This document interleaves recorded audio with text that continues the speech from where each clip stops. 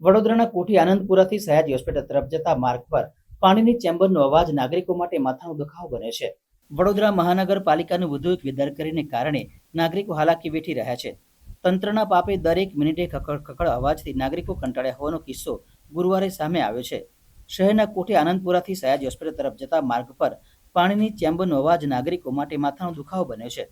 ત્યારે કોર્પોરેટર અને જવાબદાર અધિકારીઓ ત્વરિત કામગીરી કરાવી ત્રાસમાંથી મુક્તિ અપાવે તેવી સ્થાનિક રહીશે માંગ કરી હતી. સરકારના ઢાંકણું વારંવાર રિપેર કરવા છતાં પણ કોર્પોરેશન દ્વારા વારંવાર રિપેર કરવા છતાં બી એ રિપેરિંગ થતું નથી અને રાત દિવસ વાહન વ્યવહાર ભરપૂર હોવાથી વાહન વ્યવહારનો અવર જવર વધારે હોવાથી અવાજ આવ્યા કરે છે.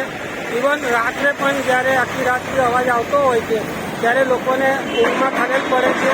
સિનિયર સિટીઝન લોકોને બી તકલીફ થાય છે. 2 કે 3 વાર રજૂઆત કરેલી છે ત્યાં કોર્પોરેશનમાં. કોઈ નિરાકરણ આવ્યું નહીં આવ્યું નથી. શું કહેવા માંગશો તંત્રને? જેમ બને એમ જલ્દી નિરાકરણ કરે તો લોકોને શાંતિ થાય. કોઈ મોટી દુર્ઘટના સર્જવાની પણ ભય છે ખરો? ભય ખરો, કારણ કે 24 કલાક વાહન વ્યવહારનો ધમધમતો રોડ છે.